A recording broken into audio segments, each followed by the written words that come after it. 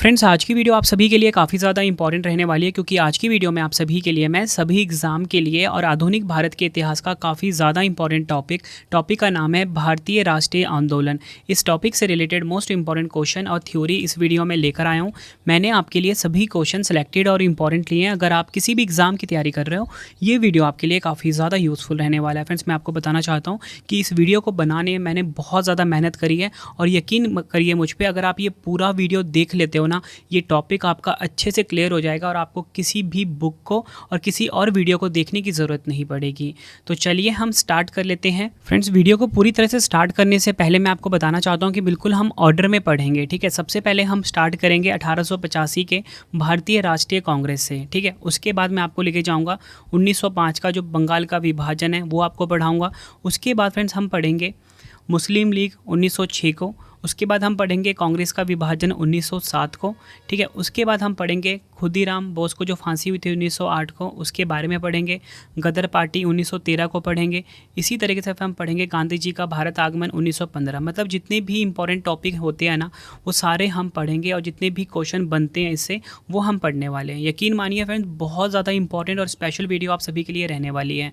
तो चलिए हम स्टार्ट कर लेते हैं। सबसे पहले फ्रेंड्स हम पढ़ेंगे भारतीय राष्ट्रीय कांग्रेस 1885 को, ठीक है। तो पहला क्वेश्चन इसमें बनता है कि 1885 में भारतीय राष्ट्रीय कांग्रेस यानी कि आईएनसी की स्थापना किसकी पहल पर की गई थी? राइट आंसर हो जाता है ऑप्शन डी, ए.ओ. ह्यूम के पहल पर। आपको बताना चाहता हूँ भारतीय राष्ट्रीय कांग्रेस की स्थापना कब हुई थी? आप बोलोगे 1885 में हुई थी। अगर आपसे एग्जाम में ये पूछ लें कि किसकी पहल पर की गई थी, ए.ओ. ह्यूम के पहल पर की गई थी। इंपॉर्टेंट पॉइंट समझते हैं। भारतीय राष्ट्रीय कांग्रेस का गठन 28 दिसंबर 1885 को एलन ऑक्टेवियन ह्यूम द्वारा किया गया था। अन्य संस्थापक सदस्यों में दादा भाई नौरोजी और दिनशा वाचा शामिल हैं। पहला सत्र 1885 में वोमेश चंद्र बनर्जी की अध्यक्षता में बॉम्बे में आयोजित किया गया था। तो आपसे एग्जाम में पूछा जाता है कि बताओ भारतीय राष्ट्रीय कांग्रेस का जो पहला सत्र है कब आयोजित हुआ? आप बोलोगे 1885 में वोमेश चंद्र बनर्जी की अध्यक्षता में हुआ था। एनी बेसेंट भारतीय राष्ट्रीय कांग्रेस की पहली महिला अध्यक्ष थी। और इसी के साथ आपको बताना चाहता हूँ सरोजनी नायडू भारतीय राष्ट्रीय कांग्रेस की पहली भारतीय महिला अध्यक्ष थी। दोनों क्वेश्चन एग्जाम में पूछे जाएंगे आपसे अगर पूछा जाएगा कि बताओ भारतीय राष्ट्रीय कांग्रेस की पहली महिला अध्यक्ष कौन थी? आप बोलोगे एनी बेसेंट। और अगर आपसे पूछ लें कि बताओ भारतीय राष्ट्रीय कांग्रेस की पहली भारतीय महिला अध्यक्ष कौन थी? आप बोलोगे सरोजनी नायडू। फिर जितने भी मैंने यहाँ पे पॉइंट रखे हैं ना, ये सभी अपने आप में क्वेश्चन है, ठीक है। तो आपको एक एक पॉइंट बिल्कुल ध्यान से समझना है और साथ में नोट्स बनाना है। ये तो हमने बात कर ली भारतीय राष्ट्रीय कांग्रेस 1885 के बारे में। अब हम आगे देखते हैं बंगाल का विभाजन 1905, ठीक है। अब हम इसको पढ़ने वाले हैं। जितने भी इंपॉर्टेंट क्वेश्चन और फैक्ट बनते हैं वो हम देखेंगे इसमें। तो हमारा क्वेश्चन है 1905 में बंगाल का विभाजन किसके द्वारा किया गया था? राइट आंसर हो जाता है इस क्वेश्चन का ऑप्शन बी, लॉर्ड कर्जन के द्वारा। 1905 में बंगाल का विभाजन हुआ लॉर्ड कर्जन के द्वारा। अगर हम डिटेल में इस क्वेश्चन को समझते हैं, 19 जुलाई 1905 को भारत के तत्कालीन वायसराय लॉर्ड कर्जन ने बंगाल के विभाजन की घोषणा की थी और 16 अक्टूबर 1905 को इसे लागू किया था। विभाजन के बाद बंगाल को पश्चिमी बंगाल और पूर्वी बंगाल में बांटा गया था। 12 दिसंबर 1911 को लॉर्ड हॉर्डिंग ने बंगाल को फिर से संगठित किया। तो यहाँ पे आपको समझ में क्या आया? देखो यहाँ पे जो क्वेश्चन एग्जाम में बनता है वो तो आप सबसे पहले यही बनेगा कि बताओ बंगाल का विभाजन किसने किया? तो आप बोलोगे बंगाल का विभाजन किया था वायसराय कर्जन ने, ठीक है। पूछा जाए कि कब हुआ था? वर्ष 1905 में हुआ था। ये वर्ष आपके लिए काफ़ी इंपॉर्टेंट है। और फ्रेंड्स, अगर आपसे एग्जाम में ये पूछा जाए कि बताओ बंगाल को फिर से संगठित किसने किया, तब आपका आंसर होगा लॉर्ड हॉर्डिंग ने। देखो फ्रेंड्स, बिल्कुल सिस्टम वाइज आपको पढ़ा रहा हूँ। यकीन मानिए जितने भी पॉइंट मैंने यहाँ पे रखे हैं अपने आप में क्वेश्चन है एग्जाम में, ठीक है। और फ्रेंड्स, हम पढ़ेंगे भारतीय राष्ट्रीय आंदोलन में मुस्लिम लीग 1906 के बारे में, ठीक है। ये भी काफ़ी इंपॉर्टेंट है। तो मुस्लिम लीग 1906 के बारे में जो पहला क्वेश्चन बनता है वो ये बनता है, ऑल इंडिया मुस्लिम लीग की स्थापना कब हुई थी? राइट आंसर हो जाता है ऑप्शन ए, वर्ष 1906 में। एग्जाम में डायरेक्टली पूछा जाता है कि बताओ ऑल इंडिया मुस्लिम लीग की स्थापना कब हुई थी? 1906 में। इंपॉर्टेंट पॉइंट समझते हैं। ऑल इंडिया मुस्लिम लीग यानी कि AIML की स्थापना 30 दिसंबर 1906 को ढाका बांग्लादेश में हुई थी। पूछा जाए कहाँ पर हुई थी? बांग्लादेश के शहर ढाका में हुई थी। इस लीग की स्थापना ढाका के नवाब सलीम उल्लाह खान के नियंत्रण में एक सम्मेलन में हुई थी। मतलब आपको ये पता लग गया कि ये जो ऑल इंडिया मुस्लिम लीग है इसकी स्थापना 1906 में हुई थी ढाका बांग्लादेश में, और इसकी जो स्थापना है ये ढाका के नवाब जो थे सलीमुल्लाह खान, इनके नियंत्रण में हुई थी। इस लीग का संविधान 1907 में कराची पाकिस्तान में बनाया गया था। इसका पहला अधिवेशन 1908 में अमृतसर पंजाब में हुआ था। ऑल इंडिया मुस्लिम लीग के पहले सत्र की अध्यक्षता किसने करी थी? आगा खान ने। ये सभी फैक्ट आपको ध्यान रखने हैं। अब फ्रेंड्स हम देखते हैं भारतीय राष्ट्रीय आंदोलन में कांग्रेस का विभाजन। तो आपको बताना चाहता हूँ 1907 में कांग्रेस का विभाजन हुआ। तो हमारा जो पहला क्वेश्चन बनता है ना, वो ये बनता है, कांग्रेस के उदारवादी व उग्रवादी नेताओं में वास्तविक नेताओं में विभाजन किस अधिवेशन में हुआ था?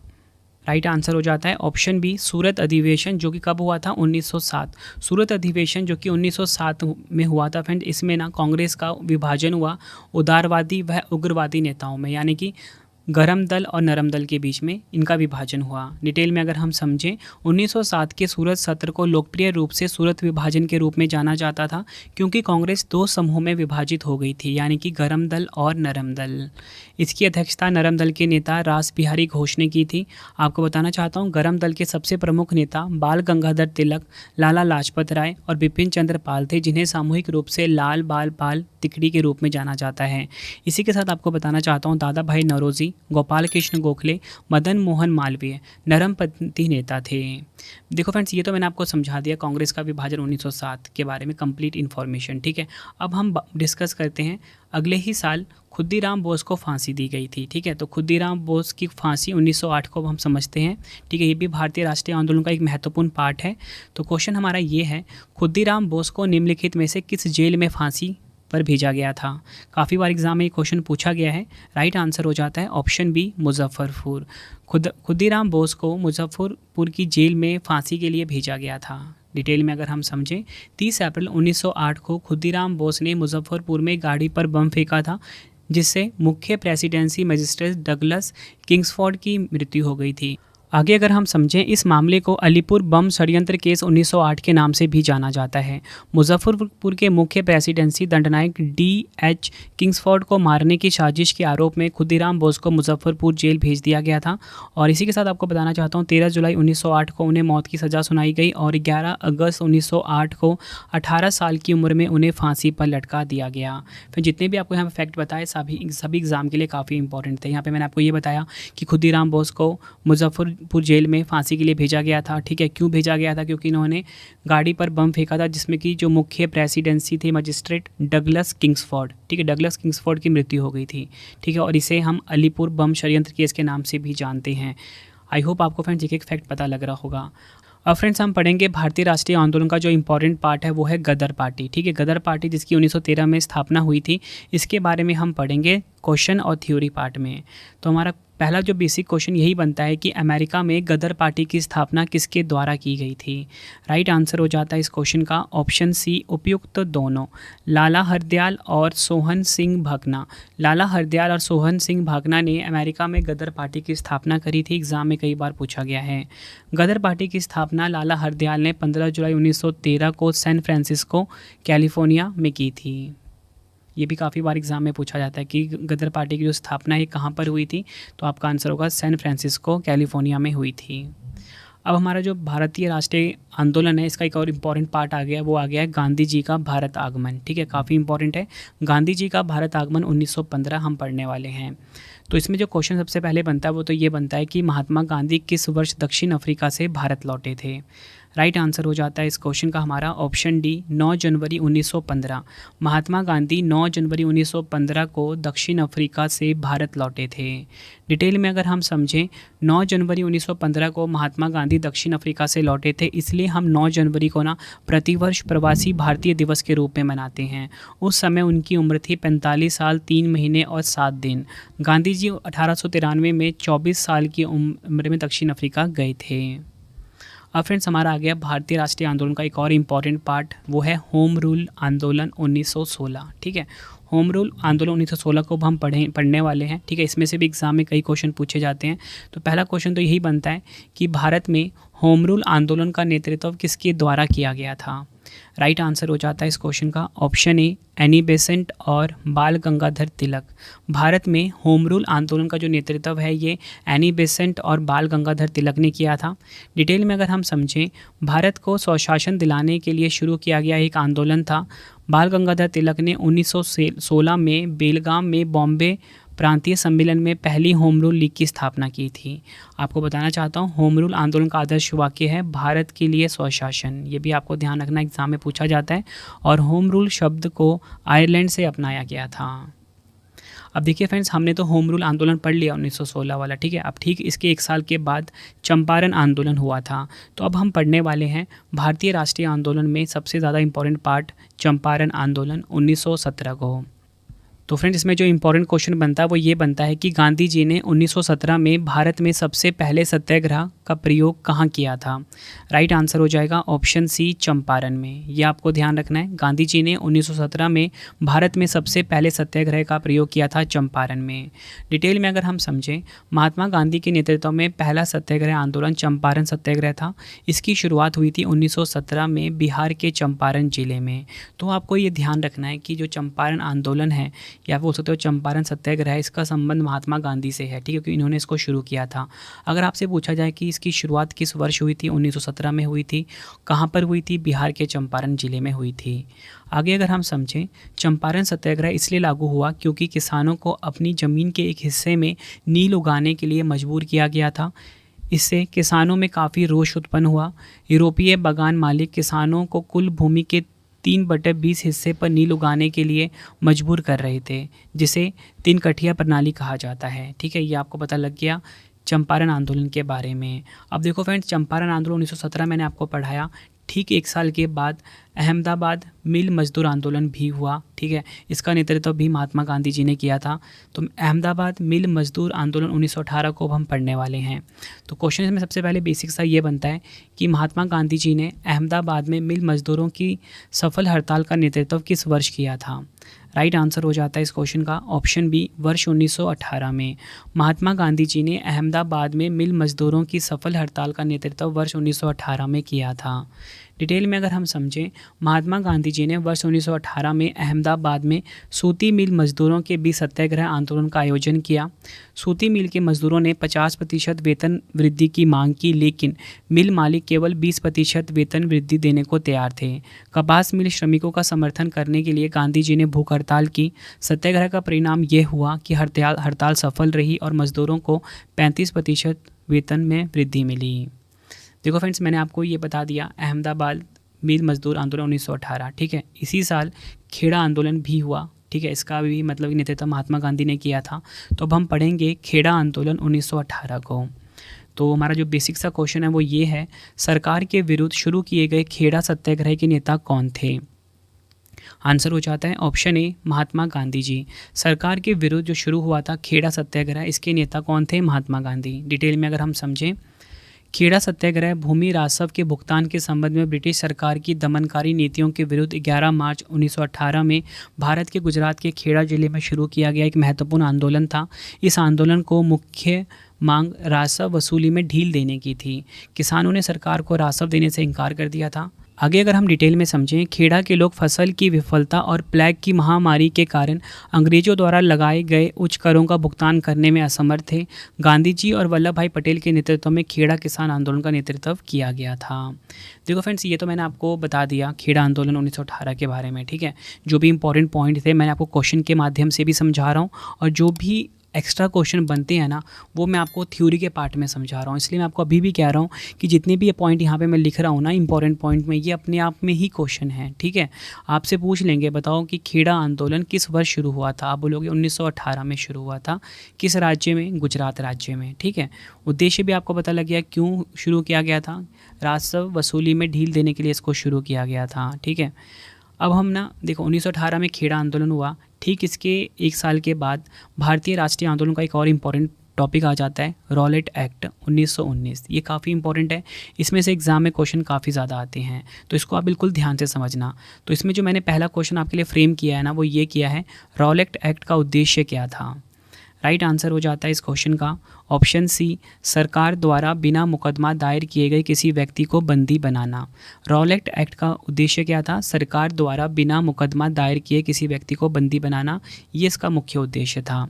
अब देखिए जो जो क्वेश्चन एग्जाम में बनते हैं वो मैंने यहाँ पे आपके लिए रखे हैं। तो रॉलेट एक्ट को 6 फरवरी 1919 को पारित किया गया था, ये आपको ध्यान रखना है। और आगे अगर हम पढ़ें, इस अधिनियम के तहत सरकार को किसी भी संदिग्ध को बिना मुकदमे के जेल में डालने और सजा देने का अधिकार दिया गया था। महात्मा गांधी ने इसे ब्लैक एक्ट कहा था।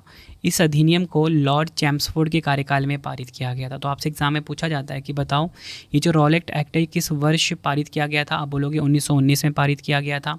उद्देश्य मैंने आपको बता दिया इसका। महात्मा गांधी ने किस एक्ट को ब्लैक एक्ट कहा था? तो आप बोलोगे रॉलेट एक्ट को कहा था। पूछा जाएगा कि बताओ कि जो रॉलेट एक्ट है ये किसके कार्यकाल में पारित हुआ था? तो आप बोलोगे लॉर्ड चैम्सफोर्ड के कार्यकाल में पारित हुआ था। देखो फ्रेंड्स, रॉलेट एक्ट के विरोध में ना भारत में कई कई जगह पे ना आंदोलन हो रहे थे, ठीक है। तो इसी का एक आंदोलन हो रहा था गुजरात में जलियांवाला बाग में, ठीक है। तो अब ये जो हम पढ़ने वाले हैं ना ये काफ़ी इंपॉर्टेंट है। रॉलेट एक्ट 1919 के ठीक उसी साल जलियांवाला बाग हत्याकांड हुआ था, ठीक है। इसको हम ध्यान से समझते हैं, जलियांवाला बाग 1919 को। पहला क्वेश्चन बनता है बेसिक साइंस में कि जलियांवाला बाग हत्याकांड की घटना कब हुई थी? राइट आंसर हो जाता है ऑप्शन ए, 13 अप्रैल 1919 को जलियांवाला बाग हत्याकांड हुआ था। ये आपको ध्यान रखना है। अब देखिए जो जो मैं आपको क्वेश्चन अभी बता रहा हूँ ना, ध्यान से आपने समझना है। ये सभी के सभी पॉइंट ना MCQ फॉर्म में एग्जाम में पूछे जाते हैं। पहला इंपॉर्टेंट पॉइंट है कि जलियांवाला बाग हत्याकांड को अमृतसर नरसंहार भी कहा जाता है। 13 अप्रैल 1919 को यह हुआ था। बैसाखी के दिन ब्रिटिश सेना ने जलियांवाला बाग में निहत्थे भारतीयों पर गोलियां चला दी थी, जिसके परिणाम स्वरूप वहां सैकड़ों लोग मारे गए। इस घटना के पीछे की वजह भारतीय स्वतंत्रता समर्थक नेताओं डॉक्टर सैफुद्दीन किचलू और डॉक्टर सत्यपाल की गिरफ्तारी थी। मतलब क्या हुआ था फ्रेंड्स, मैंने आपको बताया था ना कि 1919 में रॉलेट एक्ट आया था, ठीक है। तो रॉलेट एक्ट में क्या था? सरकार द्वारा बिना मुकदमा दायर किए किसी भी व्यक्ति को बंदी बनाना। तो सरकार ने क्या किया था? ब्रिटिश सरकार ने ये किया था कि जो भारतीय स्वतंत्रता समर्थक थे डॉक्टर सैफुद्दीन किचलू और डॉक्टर सत्यपाल को गिरफ्तार कर लिया था। तो इसी का विरोध हो रहा था कहाँ पे? जलियांवाला बाग में। बिल्कुल शांति तरीके से हो रहा था, लेकिन क्या हुआ आगे मैं आपको बताता हूँ। इस हत्याकांड के लिए पंजाब के lieutenant governor Michael O'Dwyer को सीधे तौर पर जिम्मेदार ठहराया गया था। इस हत्याकांड के बाद महात्मा गांधी जी ने केसर ए हिंद की उपाधि लौटा दी थी और इस हत्याकांड के बाद रविन्द्रनाथ टैगोर ने अपना नाइटहुड सम्मान वापस कर दिया था। मतलब फ्रेंड्स यहाँ पे जो शांतिपूर्ण तरीके से जो आंदोलन हो रहा था ना जलियांवाला बाग में, इसमें क्या किया, जो जनरल डायर था उसने लोगों पे गोलियां चला दी, ठीक है। मैंने यहाँ पे आपको बताया ना, जिसमें कि कई लोग मारे गए, कई सैकड़ों लोग मारे गए। तो यही बता दिया मैंने आपको कि क्यों आंदोलन कर रहे थे। तो उसका रीज़न यही था कि रॉलेट एक्ट की वजह से डॉक्टर सैफुद्दीन किचलू और डॉक्टर सत्यपाल को गिरफ्तार किया गया था। और आपसे अगर एग्ज़ाम में पूछा जाए कि ये जलियांवाला बाग हत्याकांड हुआ था, इसमें किसने केसर ए हिंद की उपाधि लौटा दी थी? तो आप बोलोगे महात्मा गांधी जी ने। पूछा जाए कि जलियांवाला बाग हत्याकांड के बाद किसने अपना नाइटहुड सम्मान वापस कर दिया था? आप बोलोगे रविन्द्रनाथ टैगोर ने। ये तो बात होगी फ्रेंड जलियांवाला बाग हत्याकांड 1919 के बारे में कंप्लीट इन्फॉर्मेशन। अब हम अगला पढ़ते हैं खिलाफत आंदोलन। ये भी काफ़ी इंपॉर्टेंट है, भारतीय राष्ट्रीय आंदोलन का इंपॉर्टेंट पार्ट, ठीक है। तो देखो खिलाफत आंदोलन 1919 से 1922 तक चला, ठीक है। तो इसमें जो क्वेश्चन बनता है, ये क्वेश्चन एग्जाम में ना कई बार पूछा गया है। तो क्वेश्चन है खिलाफत आंदोलन का नेतृत्व किसके द्वारा किया गया था? मोस्ट इंपॉर्टेंट क्वेश्चन, आप मार्क करिए। तो राइट आंसर हो जाता है ऑप्शन ए, शौकत अली और मोहम्मद अली, ठीक है। शौकत अली और मोहम्मद अली ने खिलाफत आंदोलन का नेतृत्व किया था। डिटेल में अगर हम समझें, खिलाफत आंदोलन 1919 से 1922 तक चला था। यह एक ब्रिटिश विरोधी आंदोलन था। इस आंदोलन की शुरुआत मौलाना मोहम्मद अली और मौलाना शौकत अली ने की थी। इस आंदोलन का मकसद युद्ध के बाद तुर्क साम्राज्य के टूटने के बाद इस्लाम के खलीफा के रूप में तुर्क सुल्तान के अधिकार को बनाए रखने के लिए ब्रिटिश सरकार पर दबाव डालना था। इस आंदोलन के जरिए मुस्लिम समुदाय के बीच एकीकरण की कोशिश की गई थी। फ्रेंड्स, हमने पढ़ लिया खिलाफत आंदोलन के बारे में, ठीक है। अब हम अगला जो पढ़ने वाले हैं ना, वो पढ़ने वाले हैं असहयोग आंदोलन। इसको आप डबल स्टार मार्क कर लीजिए। हम पढ़ेंगे असहयोग आंदोलन 1920 के बारे में।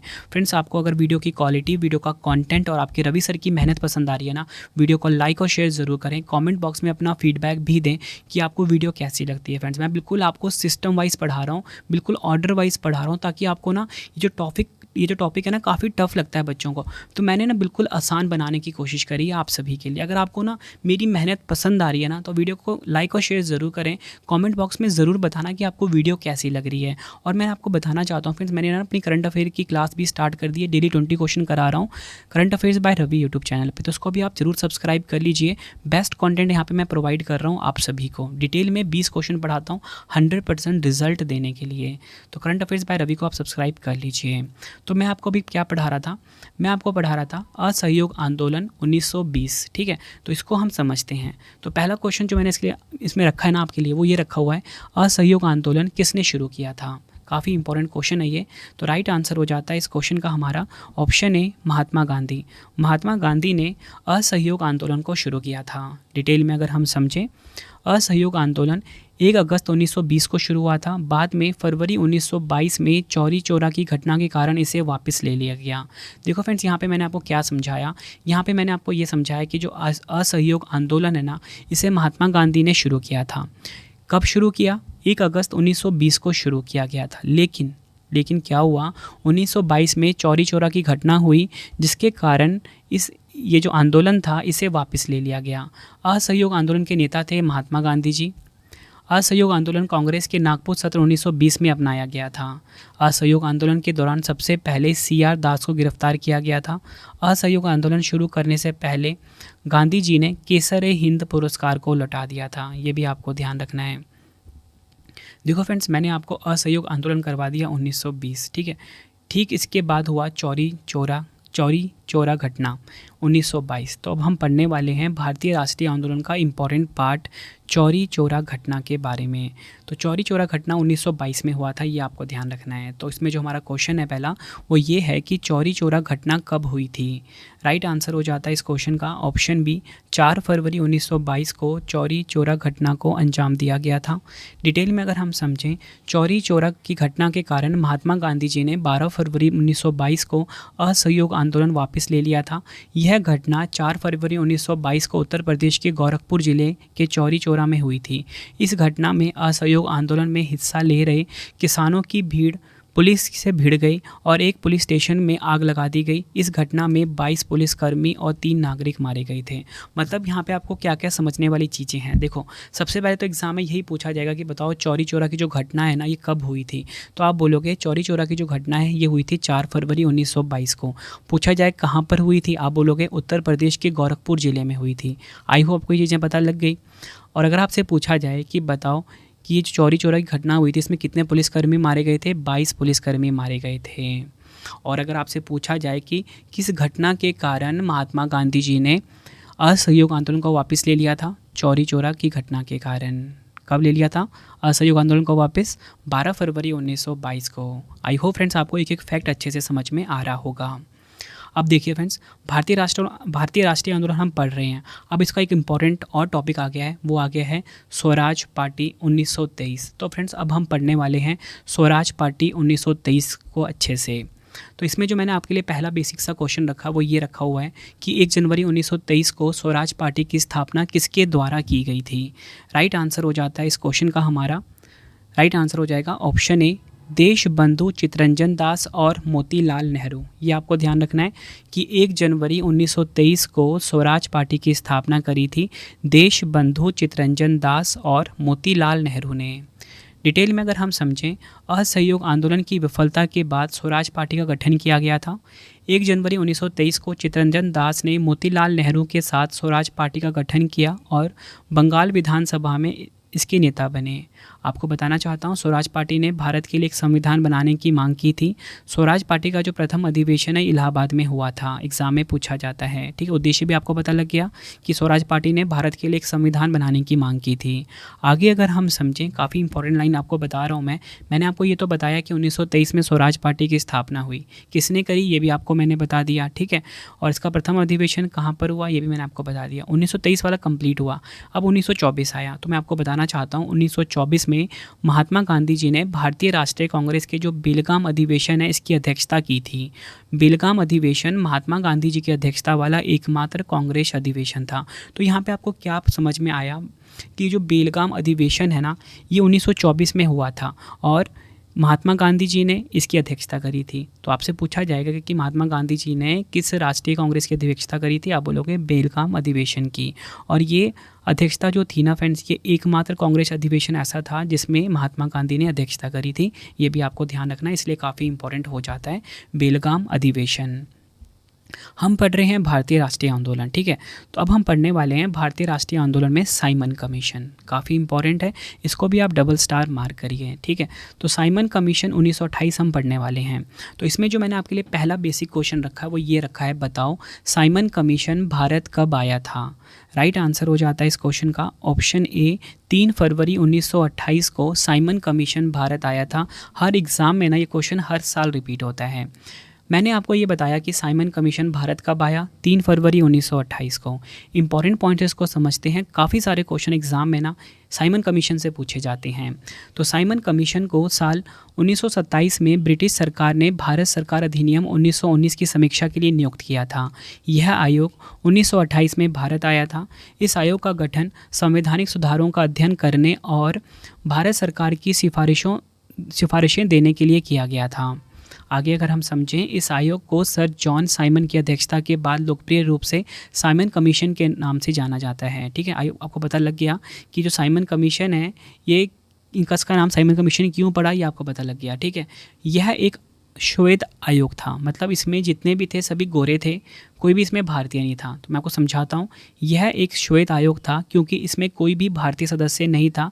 इस आयोग में ब्रिटेन के 7 सांसद थे। ये एग्जाम में डायरेक्टली क्वेश्चन पूछा जाता है। मैं आपको अभी भी बता रहा हूँ फ्रेंड्स, मैं आपको हर बार नहीं बताऊँगा कि ये पॉइंट आपके लिए इंपॉर्टेंट है, बस आपको समझ जाना है कि यहाँ पर जो भी पॉइंट लिखा है ना आपके रवि सर ने, MCQ क्वेश्चन जो होता है उसको 1 लाइनर फॉर्मेट में कन्वर्ट किया है। इसलिए अभी बार बार आपको मैं कह रहा हूँ, हर एक पॉइंट यहाँ पे काफ़ी इंपॉर्टेंट है, ठीक है। तो आपसे पूछा जाएगा कि बताओ ये जो साइमन कमीशन वाला जो आयोग था, ठीक है, इसमें तो एक भी भारतीय सदस्य नहीं थे। पूछा जाएगा कि इस आयोग में ब्रिटेन के कितने सांसद थे, आप बोलोगे 7 सांसद थे। ब्रिटिश सरकार द्वारा भेजे गए साइमन कमीशन का बहिष्कार किया गया। क्यों किया गया आपको पता लग गया होगा, क्योंकि इसमें कोई भी भारतीय सदस्य नहीं था। तो मैंने यहाँ पे लिखा है, ब्रिटिश सरकार द्वारा भेजे गए साइमन कमीशन का बहिष्कार किया गया क्योंकि इस आयोग में किसी भी भारतीय को शामिल नहीं किया गया था। इस आयोग ने मई 1930 में अपनी 2 वॉल्यूम्स रिपोर्ट प्रकाशित की थी। ये आपको ध्यान रखना है। मैंने आपको भारतीय राष्ट्रीय आंदोलन का सबसे इंपॉर्टेंट पार्ट था साइमन कमीशन 1928, ये अच्छे से समझा दिया। जो भी क्वेश्चन बनते थे वो भी आपको समझा दिए। अब हम पढ़ेंगे भारतीय राष्ट्रीय आंदोलन में दांडी मार्च 1930, ठीक है। तो मैंने आपके लिए जो पहला क्वेश्चन रखा है ना वो ये रखा हुआ है, गांधी जी ने अपना प्रसिद्ध दांडी मार्च कहाँ से शुरू किया। राइट आंसर हो जाता है इस क्वेश्चन का ऑप्शन बी, साबरमती आश्रम। गांधी जी ने अपना प्रसिद्ध दांडी मार्च जो है ये साबरमती आश्रम से शुरू किया। इंपॉर्टेंट पॉइंट समझते हैं, 12 मार्च 1930 को गांधी जी ने साबरमती आश्रम से दांडी तक दांडी मार्च निकाला। महात्मा गांधी जी ने 6 अप्रैल 1930 को गुजरात के दांडी के समुद्र तट पर नमक कानून तोड़ा था। गांधी जी के दांडी मार्च के समय भारत का वायसराय लॉर्ड इरविन था।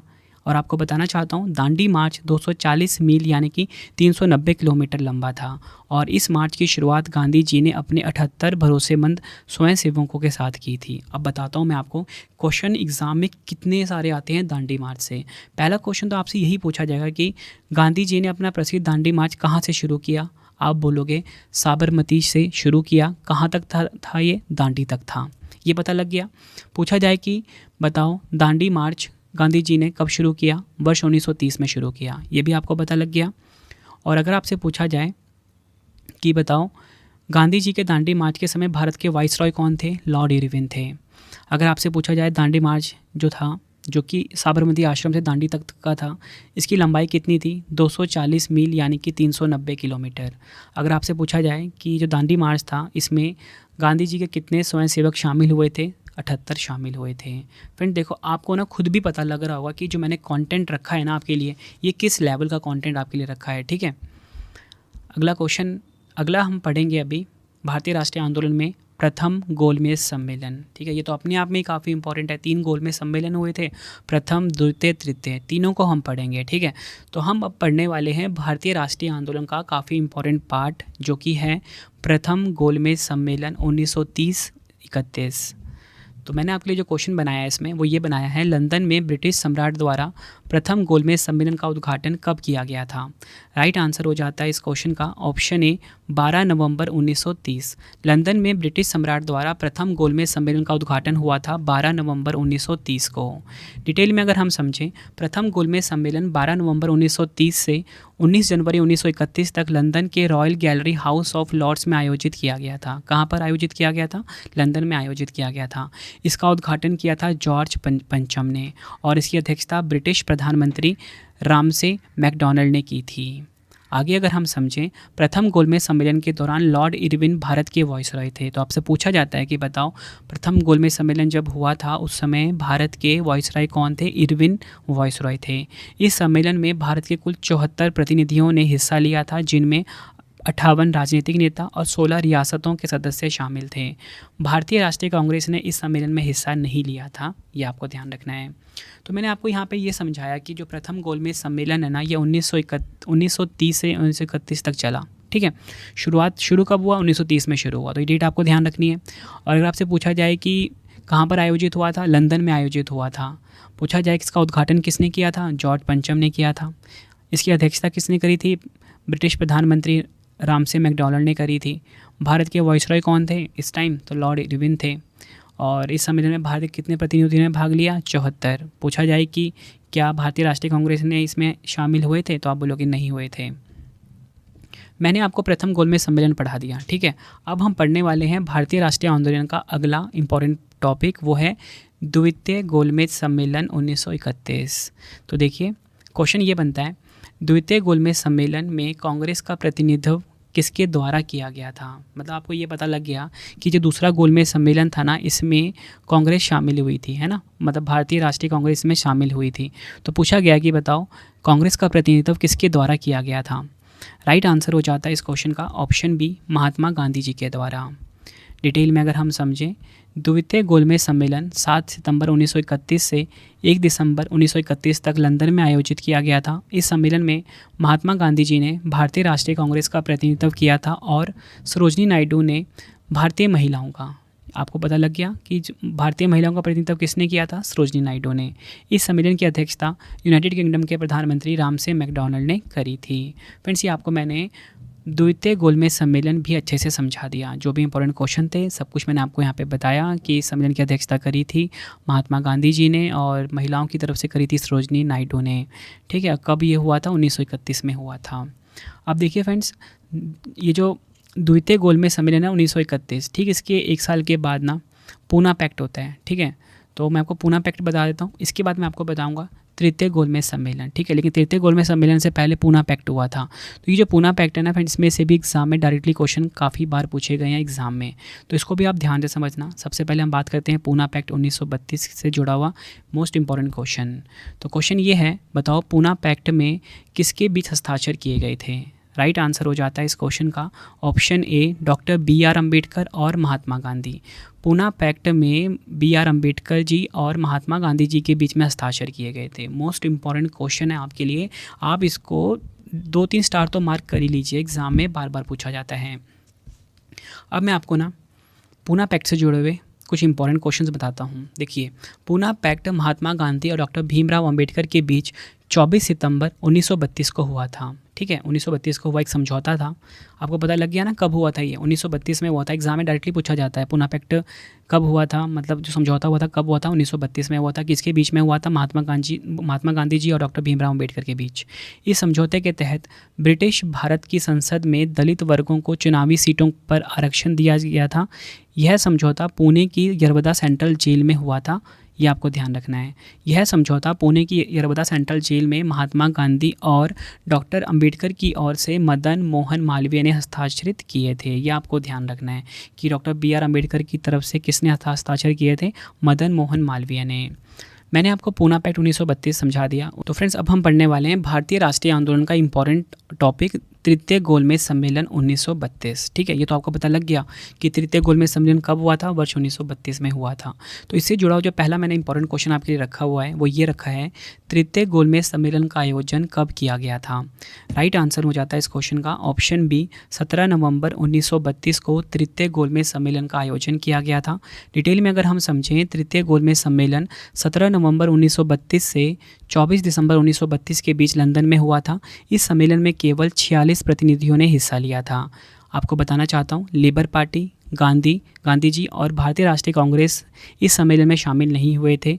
तीनों गोलमेज सम्मेलन में भाग लिया था डॉक्टर BR अम्बेडकर जी ने, तेज बहादुर सप्रू ने, MR जयकर ने, NM जोशी ने, CN मुदलियार ने। ठीक है, तो आपको ध्यान क्या रखना है इसमें कि जो तृतीय गोलमेज सम्मेलन है ये 17 नवंबर 1932 से 24 दिसंबर 1932 के बीच लंदन में हुआ था। ठीक है, इस सम्मेलन में 46 प्रतिनिधियों ने भाग लिया था।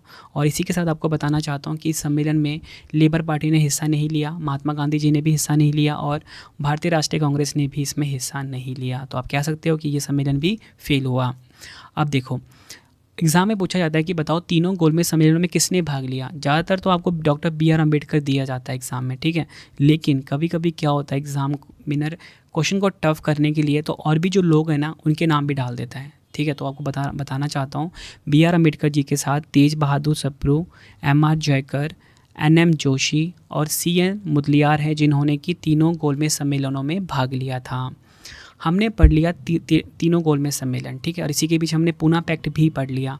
अब सबसे ज़्यादा इंपॉर्टेंट एक और आ गया है, वो आ गया है भारतीय राष्ट्रीय आंदोलन का भारत सरकार अधिनियम 1935। तो इसमें जो मैंने आपका पहला क्वेश्चन रखा है वो यही रखा है कि भारत सरकार अधिनियम 1935 के समय भारत का वाइसरॉय कौन था। तो राइट आंसर हो जाता है इस क्वेश्चन का हमारा ऑप्शन ए, लॉर्ड विलिंगटन। ये आपको ध्यान रखना है। भारत सरकार अधिनियम 1935 के समय भारत का वाइसरॉय था लॉर्ड विलिंगटन। डिटेल में अगर हम समझें, भारत सरकार अधिनियम 1935 को ब्रिटिश संसद ने 1935 में पारित किया था और यह 1937 में लागू हुआ था। यह लॉर्ड लिनलिथगो की नेतृत्व वाली संयुक्त चयन समिति की रिपोर्ट पर आधारित थी। भारत सरकार अधिनियम 1935 के द्वारा बर्मा को भारत से अलग किया गया था। भारत सरकार अधिनियम 1935 के द्वारा भारत परिषद को समाप्त कर दिया गया था। आई होप आपको ये चीज़ें समझ में आ गई होंगी। अब देखो फ्रेंड्स, हमने ना भारत सरकार अधिनियम 1935 पढ़ लिया।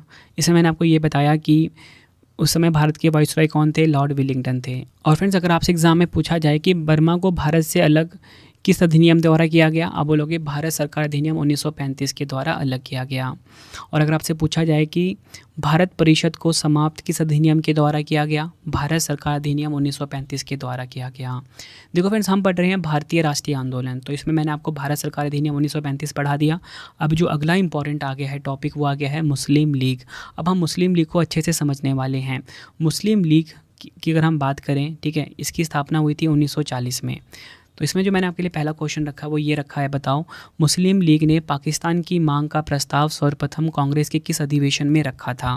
तो राइट आंसर हो जाता है इस क्वेश्चन का हमारा ऑप्शन ए, 1940 के लाहौर अधिवेशन में मुस्लिम लीग ने पाकिस्तान की मांग का प्रस्ताव सर्वप्रथम 1940 में लाहौर अधिवेशन में रखा था। डिटेल में अगर हम समझें, मुस्लिम लीग ने 1940 में लाहौर में आयोजित अपने अधिवेशन में एक अलग मुस्लिम लीग राज्य यानी कि पाकिस्तान की मांग की थी। इस प्रस्ताव को लाहौर प्रस्ताव या पाकिस्तान प्रस्ताव के नाम से भी जाना जाता है। मुस्लिम लीग द्वारा पाकिस्तान की मांग को पूरा करने के साधन के रूप में 16 अगस्त 1946 को प्रत्यक्ष कार्रवाई दिवस घोषित किया गया था। ये सभी फैक्ट आपने ध्यान रखने हैं। वीडियो कम से कम आप 2 बार ज़रूर देखना, ताकि फ्रेंड्स ये जो टॉपिक है ना, जो कि स्टूडेंट को काफ़ी ज़्यादा टफ लगता है और एग्ज़ाम में इसमें से भर भर के क्वेश्चन पूछे जाते हैं, ताकि आपको ना हर एक पॉइंट अच्छे से समझ में आ जाए। ठीक है, अब हम पढ़ेंगे भारतीय राष्ट्रीय आंदोलन का इम्पॉर्टेंट पार्ट, वो है क्रिप्स मिशन। 1942 को हम पढ़ने वाले हैं। तो देखिए, इसमें जो मैंने आपके लिए पहला क्वेश्चन रखा वो यही रखा है कि क्रिप्स मिशन भारत में किस वर्ष आया था। तो राइट आंसर हो जाता है ऑप्शन डी, वर्ष 1942 में क्रिप्स मिशन जो है ये भारत आया था। डिटेल में हम समझते हैं क्रिप्स मिशन को। क्रिप्स मिशन को ब्रिटिश सरकार द्वारा मार्च 1942 में ब्रिटिश युद्ध प्रयासों के लिए भारतीय सहयोग और समर्थन को सुरक्षित करने के उद्देश्य से भेजा गया था। मतलब पता लग गया यहाँ पे आपको कि जो क्रिप्स मिशन है भारत क्यों आया था, मार्च 1942 में भारत क्यों आया था। ब्रिटिश युद्ध प्रयासों के लिए भारतीय सहयोग के लिए और समर्थन को सुरक्षित करने के उद्देश्य से आया था। क्रिप्स मिशन के प्रस्तावों को post dated cheque Mahatma Gandhi ने माना। आपसे पूछा जाता है कि किस मिशन को किसे महात्मा गांधी जी ने पोस्ट डेटेड चेक कहा था? आप बोलोगे क्रिप्स मिशन को। जवाहरलाल नेहरू और मौलाना आज़ाद क्रिप्स मिशन के आधिकारिक वार्ताकार थे। एग्जाम में पूछा जाता है। जब लॉर्ड लिथगो वायसराय थे तब क्रिप्स मिशन ने भारत का दौरा किया। तो पूछा जाता है कि बताओ किस वायसराय के कार्यकाल में क्रिप्स मिशन भारत आया था? आप बोलोगे लॉर्ड लिथगो वायसराय के कार्यकाल में। भारत में क्रिप्स मिशन के समय ब्रिटिश प्रधानमंत्री विंस्टन चर्चिल थे, ये भी आपको ध्यान रखना है। क्रिप्स मिशन की विफलता के बाद 1942 में भारत छोड़ो आंदोलन शुरू हुआ। मतलब आपको ये पता लग गया कि क्रिप्स मिशन था ना, ये विफल रहा, और क्रिप्स मिशन की विफलता के बाद 1942 में भारत छोड़ो आंदोलन शुरू हुआ था। फ्रेंड्स, मैंने आपको पिछली स्लाइड में ये तो बता दिया कि क्रिप्स मिशन की विफलता के बाद 1942 में ना भारत छोड़ो आंदोलन को शुरू किया गया। ठीक है, तो अब हम पढ़ने वाले हैं भारतीय राष्ट्रीय आंदोलन का काफ़ी ज़्यादा इंपॉर्टेंट पार्ट, वो है भारत छोड़ो आंदोलन 1942। तो इसमें जो मैंने आपके लिए पहला क्वेश्चन रखा है वो ये रखा है कि 1942 में कांग्रेस के बॉम्बे अधिवेशन में भारत छोड़ो प्रस्ताव किसके द्वारा लाया गया था? राइट आंसर हो जाता है इस क्वेश्चन का ऑप्शन ए, जवाहरलाल नेहरू। 1942 में कांग्रेस के बॉम्बे अधिवेशन में भारत छोड़ो प्रस्ताव को जवाहरलाल नेहरू के द्वारा लाया गया था। डिटेल में अगर हम समझें, भारत छोड़ो आंदोलन का प्रस्ताव जवाहरलाल नेहरू द्वारा दिया गया था। भारत छोड़ो प्रस्ताव को महात्मा गांधी जी ने 8 अगस्त 1942 को मुंबई के ग्वालियर टैंक मैदान में अखिल भारतीय कांग्रेस कमेटी के सत्र में पारित किया था। मतलब लेकर कौन आए थे? जवाहरलाल नेहरू। और पारित किसने किया? महात्मा गांधी ने। इस प्रस्ताव का मकसद भारत में ब्रिटिश शासन को ख़त्म करना था। इस आंदोलन को अगस्त आंदोलन और अगस्त क्रांति के नाम से भी जाना जाता है। भारत छोड़ो का नारा समाजवादी कांग्रेस नेता यूसुफ मेहर अली ने दिया था। आई होप फ्रेंड्स आपको सारे के सारे इंपॉर्टेंट पॉइंट पता लग गए कि जो 1942 में जो कांग्रेस के बॉम्बे अधिवेशन में भारत छोड़ो प्रस्ताव था किसके द्वारा लाया गया? जवाहरलाल नेहरू ने। पारित किया था किसने? महात्मा गांधी जी ने। और उद्देश्य क्या था? ब्रिटिश शासन को ख़त्म करना। और इसे ना, ये जो भारत छोड़ो आंदोलन है, इसे अगस्त आंदोलन और अगस्त क्रांति के नाम से भी जाना जाता है। नेक्स्ट है हमारा क्वेश्चन, भारत छोड़ो आंदोलन के समय गांधी जी को गिरफ्तार करके कौन सी जेल में रखा गया था? राइट आंसर हो जाएगा ऑप्शन सी, पूना जेल में। ये आपको ध्यान रखना है। डिटेल में अगर हम समझें, भारत छोड़ो आंदोलन के दौरान 9 अगस्त 1942 की सुबह महात्मा गांधी समेत कांग्रेस के ज़्यादातर नेताओं को गिरफ्तार कर लिया गया था। गांधी जी को पूना की जेल में रखा गया था, जबकि नेहरू, आज़ाद और दूसरे नेताओं को अहमदनगर किले में हिरासत में रखा गया था। इस आंदोलन के दौरान गांधी जी ने करो या मरो का नारा दिया था। भारत छोड़ो आंदोलन गांधी जी द्वारा 9 अगस्त 1942 को द्वितीय विश्व युद्ध के दौरान भारत में शुरू किया गया था। आई होप आपको ये चीज़ भी पता लग गई होगी। नेक्स्ट है हमारा, अगस्त आंदोलन के दौरान अंग्रेज़ों ने कौन सा ऑपरेशन शुरू किया था? अगस्त आंदोलन, मैंने आपको क्या बताया कि अगस्त आंदोलन किसका दूसरा नाम है? भारत छोड़ो आंदोलन का ही दूसरा नाम है। तो पूछा गया आपसे, बताओ कि अगस्त आंदोलन के दौरान, यानी कि भारत छोड़ो आंदोलन के दौरान अंग्रेज़ों ने कौन सा ऑपरेशन शुरू किया था? राइट आंसर हो जाता है option D, operation zero hour. ये आपको ध्यान रखना है। देखो फ्रेंड्स, यहाँ पे मैंने आपको पढ़ा दिया अगस्त आंदोलन यानी कि भारत छोड़ो आंदोलन, ठीक है। और ये मैंने आपको बताया था 1942 में हुआ था। तो इसके बाद हम पढ़ने वाले हैं अभी शिमला सम्मेलन 1945, ठीक है। ये भी काफ़ी इंपॉर्टेंट है, एग्जाम में क्वेश्चन बनते हैं इसमें से। तो हमारा क्वेश्चन है, शिमला सम्मेलन किस वर्ष में आयोजित किया गया था?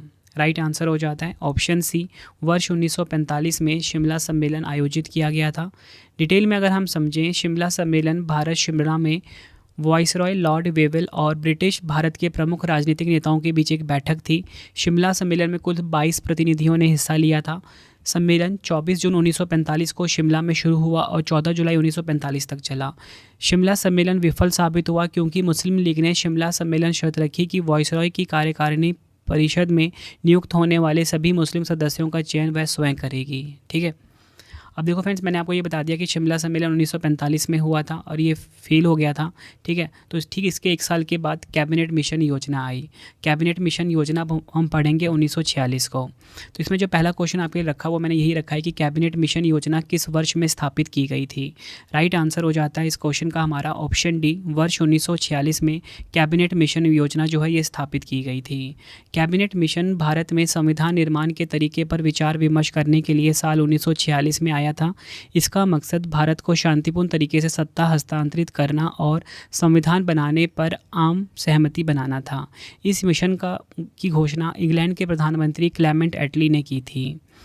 24 मार्च 1946 को ब्रिटिश कैबिनेट के 3 सदस्य lord Pethick Lawrence, sir Stafford Cripps और एवी अलेक्जेंडर भारत आए थे। ठीक है, मैंने आपको यहाँ पे क्या बताया कि जो कैबिनेट मिशन योजना है ये 1946 में स्थापित हुई थी, ये आपको ध्यान रखना है।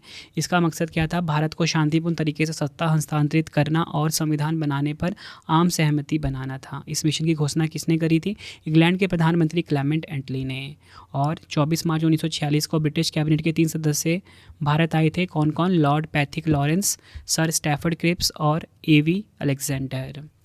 अब देखिए फ्रेंड्स, मैंने आपको ना कैबिनेट मिशन योजना पढ़ा दिया। ठीक है, अब आ गया हमारा भारतीय राष्ट्रीय आंदोलन का एक और इम्पॉर्टेंट पार्ट, वो आ गया है भारतीय स्वतंत्रता अधिनियम 1947, जो कि है हमारा आखिरी। ठीक है, और इसके बाद हम सभी इंपॉर्टेंट क्वेश्चन पढ़ने वाले हैं। उससे पहले मैं आपको बताना चाहता हूँ फ्रेंड्स कि अगर आपको आपके रवि सर की ई बुक्स बाय करनी है, current affairs, polity, geography, history या फिर आधुनिक भारत के इतिहास की, तो हमारी वेबसाइट है www.ravibookspdf.com। यहाँ पे जाके आप हमारी ऑल सब्जेक्ट की ई बुक को बाय करके अपने एग्जाम की तैयारी को बहुत मजबूत बना सकते हो। बेस्ट कंटेंट रखा है आपके रवि सर ने अपनी ई बुक्स में। ठीक है, तो यहाँ पे आपको polity, geography, history, all subject की बुक मिल जाती है। वेबसाइट पे जाइए www.ravibookspdf.com।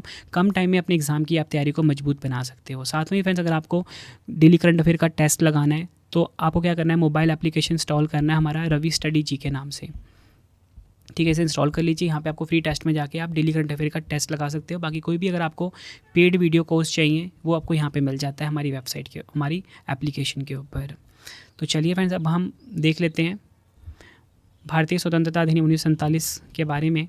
तो इसमें जो क्वेश्चन है, किस कानून द्वारा भारत और पाकिस्तान को 2 स्वतंत्र राष्ट्रों में विभाजित किए गए थे? आंसर हो जाता है इस क्वेश्चन का हमारा ऑप्शन ए, भारतीय स्वतंत्रता अधिनियम 1947। डिटेल में अगर हम समझें, भारत का विभाजन 1947 में ब्रिटिश भारत का विभाजन था, जिसके साथ ही पाकिस्तान का भी निर्माण हुआ। 3 जून 1947 को माउंट बैटन ने एक प्रेस कॉन्फ्रेंस में भारत के विभाजन की घोषणा की थी और 15 अगस्त 1947 को आज़ादी की तारीख भी घोषित की थी। 1947 में लॉर्ड माउंट बैटन द्वारा घोषित भारत और पाकिस्तान सीमा आयोग के अध्यक्ष सिरिल रैडक्लिफ थे। फ्रेंड्स, ये तो कुछ इंपॉर्टेंट पॉइंट हो गए किसके बारे में? भारतीय स्वतंत्रता अधिनियम 1947 के बारे में। फ्रेंड्स, इसी तरीके से जितने भी इंपॉर्टेंट टॉपिक थे ना भारतीय राष्ट्रीय आंदोलन से जुड़े हुए, वो मैंने आपको करवाए। देखो फ्रेंड्स, यहाँ पे ना कुल मिला के मैंने आपको 30 से ज़्यादा इंपॉर्टेंट टॉपिक करवाए हैं। ठीक है, भारतीय राष्ट्रीय आंदोलन में, जो कि छोटे छोटे टॉपिक थे। अब मैंने ना कहने के लिए तो मैंने आपको यहाँ पे 32 क्वेश्चन तक ही करवाए, लेकिन जितनी एडिशनल मैंने इन्फॉर्मेशन दी है, हर क्वेश्चन में मैंने आपको 5 से 7 इन्फॉर्मेशन दी है। मतलब 100 से ज़्यादा क्वेश्चन तो यहीं पे बन गए। ठीक है, अब कुछ एक्स्ट्रा क्वेश्चन हम पढ़ लेते हैं जो कि एग्जाम में बार बार पूछे जाते हैं भारतीय राष्ट्रीय आंदोलन से जुड़े हुए। यकीन मानिए, ये जो वीडियो आप देख रहे हो ना, ये टॉपिक आपका पूरा कंप्लीट हो रहा है आज। ठीक है, इससे बेस्ट वीडियो और इससे बेस्ट कंटेंट ना आपको किसी पेड कोर्स में भी नहीं मिलने वाला। ठीक है, तो चलिए हम अगला क्वेश्चन देख लेते हैं। क्वेश्चन है हमारा, आज़ाद हिंद फौज का गठन किसके द्वारा किया गया था?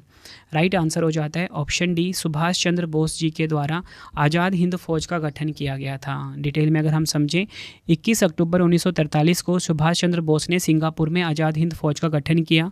भारत को आज़ाद कराने के लिए भारतीय राष्ट्रीय सेना का विचार मूल रूप से रास बिहारी बोस द्वारा कल्पना की गई थी, जो 1915 में जापान चले गए थे। नेक्स्ट है, पूना सार्वजनिक सभा की स्थापना किसके द्वारा की गई थी? आंसर हो जाता है ऑप्शन बी, महादेव गोविंद रनाडे के द्वारा पूना सार्वजनिक सभा की स्थापना की गई थी। डिटेल में अगर हम समझें, पूना सार्वजनिक सभा की स्थापना 2 अप्रैल 1870 को गणेश वासुदेव जोशी, एस.एच. चिपलुंकर और महादेव गोविंद रनाडे ने पुणे में की थी। नेक्स्ट है, लंदन इंडियन सोसाइटी और ईस्ट इंडिया एसोसिएशन की स्थापना किसके द्वारा की गई थी? राइट आंसर हो जाता है ऑप्शन बी, दादा भाई नौरोजी। ये आपको ध्यान रखना है, लंदन इंडियन सोसाइटी और ईस्ट इंडिया एसोसिएशन की स्थापना दादा भाई नौरोजी के द्वारा की गई थी। डिटेल में अगर हम समझें, 1865 में दादा भाई नौरोजी के मार्गदर्शन में लंदन इंडियन सोसाइटी की स्थापना की गई। इसका गठन भारतीय छात्रों द्वारा राजनीतिक शिकायतों को व्यक्त करने के लिए एक मंच के रूप में किया गया था। ईस्ट इंडिया एसोसिएशन की स्थापना 1 अक्टूबर 1866 को दादा भाई नौरोजी ने की थी। इस एसोसिएशन का मकसद सार्वजनिक हितों और भारतीयों के कल्याण को बढ़ावा देना था। नेक्स्ट है हमारा क्वेश्चन, स्वतंत्रता मेरा जन्मसिद्ध अधिकार है और मैं इसे लेकर रहूँगा, यह कथन किसका है? राइट आंसर हो जाता है ऑप्शन ए, बाल गंगाधर तिलक का। स्वतंत्रता मेरा जन्मसिद्ध अधिकार है और मैं इसे लेकर रहूँगा, यह कथन है बाल गंगाधर तिलक का। तिलक को भारतीय शांति का जनक भी कहा जाता है, ये आपको पता होना चाहिए। वह चरमपंथी गुट से ताल्लुक़ रखते थे। उन्होंने 2 पत्रिका प्रकाशित की, मराठी में केसरी और अंग्रेजी में महारत्ता। नेक्स्ट है, अप्रैल 1920 में दिल्ली की केंद्रीय असेंबली में बम फेंकने वाले क्रांतिकारी नेता कौन थे? राइट आंसर हो जाता है ऑप्शन सी, सरदार भगत सिंह। डिटेल में अगर हम समझें, 8 अप्रैल 1929 को भगत सिंह और बटुकेश्वर दत्त ने दिल्ली स्थित केंद्रीय विधानसभा में बम फेंके। बटुकेश्वर दत्त के खिलाफ केंद्रीय विधानसभा बम मामला दायर किया गया था। उन्होंने केंद्रीय विधानसभा हॉल में आगंतुक गैलरी में इंकलाब जिंदाबाद के नारे लगाने शुरू कर दिए थे। अगला क्वेश्चन है हमारा, निम्नलिखित में से किसने तीनों गोलमेज सम्मेलनों में भाग लिया? राइट आंसर हो जाता है इस क्वेश्चन का option A, B R Ambedkar ji. B R Ambedkar ji ने तीनों गोलमेज सम्मेलनों में भाग लिया था। अगला क्वेश्चन है, महात्मा गांधी जी ने किस गोलमेज सम्मेलन में भाग लिया था? राइट आंसर हो जाता है ऑप्शन बी, द्वितीय गोलमेज सम्मेलन में महात्मा गांधी जी ने भाग लिया था। नेक्स्ट है, कांग्रेस के उग्रवादी तथा उदारवादी नेताओं में पुनः मेल किस अधिवेशन में हुआ था? आंसर हो जाता है ऑप्शन ए, लखनऊ अधिवेशन 1916 में। डिटेल में अगर हम समझें, 1916 में भारतीय राष्ट्रीय कांग्रेस के लखनऊ अधिवेशन की अध्यक्षता अंबिका चरण मजूमदार ने की थी। नेक्स्ट है, सिपाही विद्रोह के समय भारत का गवर्नर जनरल कौन था? राइट आंसर हो जाता है ऑप्शन ए, लॉर्ड कैनिंग सिपाही विद्रोह के समय भारत का गवर्नर जनरल था। 1857 का सिपाही विद्रोह 10 मई 1857 को मेरठ में शुरू हुआ था। यह विद्रोह ब्रिटिश ईस्ट इंडिया कंपनी के शासन के खिलाफ बंगाल प्रेसिडेंसी के सिपाहियों ने शुरू की थी। यह विद्रोह 20 जून 1858 को ग्वालियर में ख़त्म हुआ था। अगला है हमारा क्वेश्चन, यंग इंडिया पुस्तक के लेखक कौन हैं? राइट आंसर हो जाता है इस क्वेश्चन का option B, Lala Lajpat Rai young India पुस्तक के लेखक हैं। नेक्स्ट है, लखनऊ समझौता कब हुआ था? राइट आंसर हो जाता है ऑप्शन सी, वर्ष 1916 में लखनऊ समझौता हुआ था। 1916 का लखनऊ समझौता भारतीय राष्ट्रीय कांग्रेस और मुस्लिम लीग के बीच एक समझौता था। 1916 के लखनऊ समझौते पर बाल गंगाधर तिलक और मोहम्मद अली जिन्ना के बीच हस्ताक्षर हुए। 1916 में भारतीय राष्ट्रीय कांग्रेस के लखनऊ अधिवेशन की अध्यक्षता अंबिका चरण मजूमदार ने की थी। नेक्स्ट है हमारा क्वेश्चन, वर्ष 1857 के संदर्भ में किसे उसके मित्र ने धोखा दिया तथा अंग्रेजों द्वारा बंदी बनाकर मार दिया गया था? राइट आंसर हो जाता है इस क्वेश्चन का हमारा option C, Tatya Tope. Detail में अगर हम समझें, तात्या टोपे को नरवर के राजा मान सिंह ने धोखा दिया था। एग्जाम में कई बार पूछा जाता है। नेक्स्ट है हमारा क्वेश्चन, कांग्रेस द्वारा पूर्ण स्वाधीनता का प्रस्ताव कब और कहां पारित किया गया था? राइट आंसर हो जाता है ऑप्शन डी, कांग्रेस का जो लाहौर अधिवेशन 1929 है, इसमें पूर्ण स्वाधीनता का प्रस्ताव पारित किया गया था। भारतीय राष्ट्रीय कांग्रेस ने 19 दिसंबर 1929 को अपने लाहौर सत्र में पूर्ण स्वराज यानी कि पूर्ण स्वतंत्रता का प्रस्ताव पारित किया था। इस अधिवेशन में जवाहरलाल नेहरू को कांग्रेस का अध्यक्ष चुना गया था। 31 दिसंबर 1929 को नेहरू ने रावी नदी के किनारे तिरंगा फहराया और पूर्ण स्वराज की मांग की। उन्होंने 26 जनवरी 1930 को स्वतंत्रता के लिए निर्धारित तिथि बताई थी। नेक्स्ट है, वर्ष 1939 में कांग्रेस छोड़ने के बाद सुभाष चंद्र बोस ने किस दल की स्थापना की थी? राइट आंसर हो जाता है इस क्वेश्चन का ऑप्शन डी, फॉरवर्ड ब्लॉक की। वर्ष 1939 में कांग्रेस छोड़ने के बाद सुभाष चंद्र बोस ने फॉरवर्ड ब्लॉक की स्थापना की थी। ऑल इंडिया फॉरवर्ड ब्लॉक एक वामपंथी राष्ट्रवादी राजनीतिक पार्टी है जिसकी स्थापना 1939 में सुभाष चंद्र बोस ने पश्चिम बंगाल में की थी। अगला क्वेश्चन एग्जाम के लिए काफ़ी इंपॉर्टेंट क्वेश्चन है ये, गांधी इरविन समझौता कब हुआ था? राइट आंसर हो जाता है इस क्वेश्चन का ऑप्शन डी, 5 मार्च 1931 को गांधी इरविन समझौता हुआ था। गांधी इरविन समझौता भारत के सविनय अवज्ञा आंदोलन से संबंधित था। इस समझौते पर 5 मार्च 1931 को महात्मा गांधी और लॉर्ड इरविन ने हस्ताक्षर किए थे। गांधी इरविन समझौते के अनुसार गांधी जी ने सविनय अवज्ञा आंदोलन स्थगित कर दिया और दूसरे गोलमेज सम्मेलन में भाग लेने के लिए सहमत हुए। नेक्स्ट है हमारा क्वेश्चन, कांग्रेस संगठन उदारवादी तथा उग्रवादी गुटों में कब विभाजित हुआ था? राइट आंसर हो जाता है इस क्वेश्चन का ऑप्शन ए, 1907 में। कांग्रेस संगठन उदारवादी तथा उग्रवादी गुटों में 1907 में विभाजित हुआ था। सूरत विभाजन 1907 में सूरत में हुए कांग्रेस के वार्षिक अधिवेशन के रूप में भी जाना जाता है। सूरत अधिवेशन ने कांग्रेस के भीतर उदारवादी और चरमपंथी नामक क्रांतिकारियों की 2 शाखाओं का निर्माण किया। नेक्स्ट है हमारा क्वेश्चन, डॉक्टर राजेंद्र प्रसाद के अनुसार पाकिस्तान के जनक कौन थे? राइट आंसर हो जाता है इस क्वेश्चन का ऑप्शन सी, लॉर्ड मिंटो। आपको बताना चाहता हूँ, पाकिस्तान के जनक थे डॉक्टर राजेंद्र प्रसाद के अनुसार। नेक्स्ट है 18 फरवरी 1946 को जल सेना के द्वारा खुला विद्रोह कहाँ पर किया गया था। काफ़ी इंपॉर्टेंट क्वेश्चन है ये भी। राइट आंसर हो जाता है ऑप्शन बी बॉम्बे में। 18 फरवरी 1946 को जल सेना के द्वारा खुला विद्रोह जो है ये बॉम्बे महाराष्ट्र में हुआ था। नौसैनिक जहाज़, याद रखना है आपको, नौसैनिक जहाज़ HMIS तलवार पर नौसेना के अधिकारियों ने रहने की स्थिति और उन्हें दिए जाने वाले भोजन का विरोध करना शुरू कर दिया। विरोध 18 फरवरी 1946 को शुरू हुआ। नेक्स्ट है इंडियन मुस्लिम लीग की स्थापना कब की गई थी। राइट आंसर हो जाता है ऑप्शन ए, वर्ष 1906 में इंडियन मुस्लिम लीग की स्थापना हुई थी। ऑल इंडिया मुस्लिम लीग का गठन ढाका बांग्लादेश में 30 दिसंबर 1906 को हुआ था। यह एक राजनीतिक दल था जो पाकिस्तान को अलग मुस्लिम बहुल राष्ट्र के रूप में स्थापित करने के लिए ब्रिटिश शासन के दौरान स्थापित किया गया था। मोहम्मद अली जिन्ना दल के नेता थे। नेक्स्ट है हमारा क्वेश्चन, द्विराष्ट्र सिद्धांत का प्रतिपादन किसके द्वारा किया गया था। राइट आंसर हो जाता है ऑप्शन डी, मोहम्मद अली जिन्ना के द्वारा। डिटेल में अगर हम समझें, द्विराष्ट्र सिद्धांत को सर सैयद अहमद खान का वास्तविक जनक माना जाता है। हालांकि 20वीं सदी की शुरुआत में पाकिस्तान के संस्थापक मोहम्मद अली जिन्ना ने भी सिद्धांत का प्रस्ताव रखा था। अगला क्वेश्चन, भारत सेवक समाज के संस्थापक कौन थे। आंसर हो जाता है ऑप्शन डी, गोपाल कृष्ण गोखले भारत सेवक समाज के संस्थापक थे। डिटेल में अगर हम समझें, भारत सेवक समाज या the servants of India society का गठन पुणे महाराष्ट्र में 12 जून 1905 को गोपाल कृष्ण गोखले द्वारा की गई थी। समाज का उद्देश्य भारत के नागरिकों के लिए स्वैच्छिक सेवा के रास्ते खोजना और विकसित करना था। नेक्स्ट है हमारा क्वेश्चन, डेक्कन एजुकेशन सोसाइटी की स्थापना किसके द्वारा की गई थी। राइट आंसर हो जाता है इस क्वेश्चन का ऑप्शन सी, ए और बी दोनों। बाल गंगाधर तिलक और गोपाल गणेश अगरकर के द्वारा डेक्कन एजुकेशन सोसाइटी की स्थापना की गई थी। डेक्कन एजुकेशन सोसाइटी की स्थापना साल 1884 में पुणे में हुई थी, यह भी आपको ध्यान रखना है। नेक्स्ट है हमारा क्वेश्चन, संपूर्ण भारत में प्रथम स्वाधीनता दिवस कब मनाया गया था। राइट आंसर हो जाता है ऑप्शन बी, 26 जनवरी 1930 को। फ्रेंड्स, आप ना हमारा टेलीग्राम भी ज्वाइन कर लेना, रवि स्टडी जीके नाम से, जहाँ पे आपको डेली जीके की एक शीट दी जाती है रिवीजन के लिए, और साथ में ही करंट अफेयर्स का PDF भी दिया जाता है। रवि स्टडी जीके नाम से हमारा टेलीग्राम है। नेक्स्ट है, बंगाल में क्रांतिकारी नेताओं द्वारा किस संस्था की स्थापना की गई थी। राइट आंसर हो जाता है ऑप्शन बी, अनुशीलन समिति। नेक्स्ट है, कांग्रेस के प्रथम अधिवेशन की अध्यक्षता किसके द्वारा की गई थी। राइट आंसर हो जाता है ऑप्शन बी, व्योमेश चंद्र बनर्जी के द्वारा कांग्रेस का जो प्रथम अधिवेशन था इसकी अध्यक्षता करी गई थी।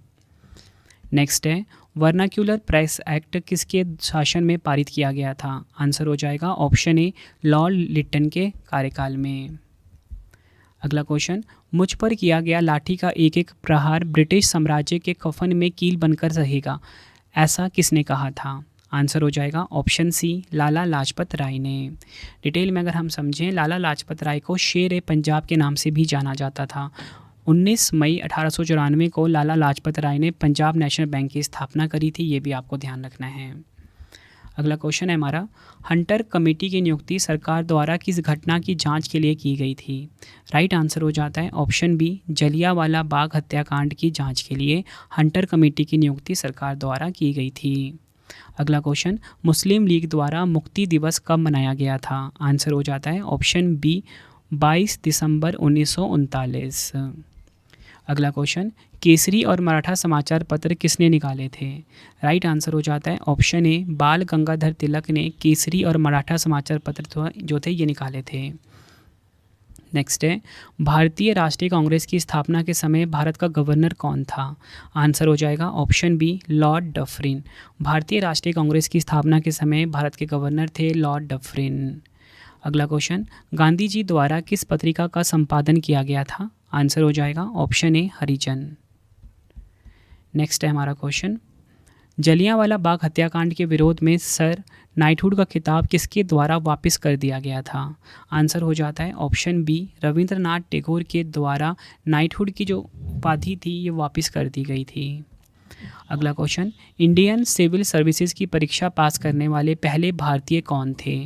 राइट आंसर हो जाता है इस क्वेश्चन का ऑप्शन ए, सत्येंद्र नाथ ठाकुर जो हैं ये इंडियन सिविल सर्विस की परीक्षा पास करने वाले पहले भारतीय थे। अगला है हमारा क्वेश्चन, इल्बर्ट विधेयक किस वायसराय के काल में पेश किया गया था। आंसर हो जाता है ऑप्शन ए, लॉर्ड रिपन। 1857 के विद्रोह के दौरान कुंवर सिंह किस स्थान के नेता थे? आंसर हो जाएगा ऑप्शन ए बिहार। अगला क्वेश्चन, किस गवर्नर जनरल की तुलना औरंगजेब से की जाती है? आंसर हो जाता है option D Lord Curzon. Lord Curzon की तुलना जो है ये औरंगजेब से की जाती है, ये आपको ध्यान रखना है। आखिरी क्वेश्चन है हमारी आज की वीडियो का, भारतीय राष्ट्रवाद के पिता कौन कहलाए जाते हैं? तो राइट आंसर हो जाता है इस क्वेश्चन का ऑप्शन ए महात्मा गांधी।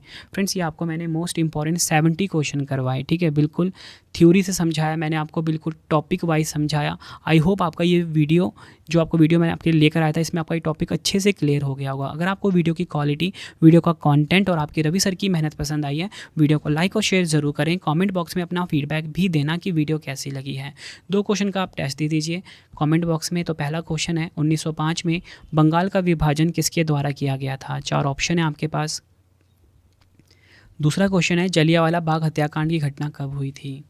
दोनों क्वेश्चन का आंसर आपने कमेंट बॉक्स में देना है। वीडियो कंप्लीट हो गई है। अब आपके लिए इंपॉर्टेंट इन्फॉर्मेशन है। सबसे पहले डेली करंट अफेयर्स पढ़ने के लिए आप मेरा जो करंट अफेयर का चैनल है उसे सब्सक्राइब कर लीजिए। करंट अफेयर्स बाय रवि नाम से है, ठीक है, करंट अफेयर्स बाय रवि नाम से।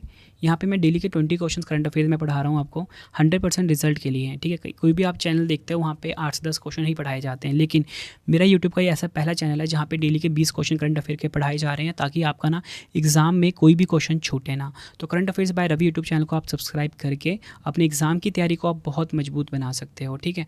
और इसी के साथ आपको बताना चाहता हूँ, किसी भी क्वेश्चन में आपको डाउट है, अगर आपने मुझसे 1 to 1 बात करनी है, तो मेरा इंस्टाग्राम हैंडल है रवि स्टडी जी के नाम से, ठीक है, रवि स्टडी जी के नाम से है। तो इसको भी आप यहाँ पे जाके ऐप्स फॉलो कर लीजिए और यहाँ पे इंस्टाग्राम पे मुझे मैसेज कर सकते हो। मैं आपके उस प्रॉब्लम को सॉल्व करने की पूरी कोशिश करूँगा, ठीक है।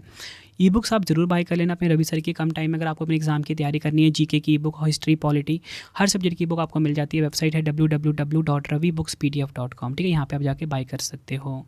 टेलीग्राम मैंने आपको बता दिया है, टेलीग्राम भी इंस्टॉल कर लेना, टेलीग्राम भी ज्वाइन कर लेना, रवि स्टडी जी के नाम से है, ठीक है। रेड कलर का लोगो आएगा, इसे भी आप ज्वाइन कर लीजिए। यहाँ पे आपको पीडीएफ्स मिलती है, डेली जीके की शीट मिलती है।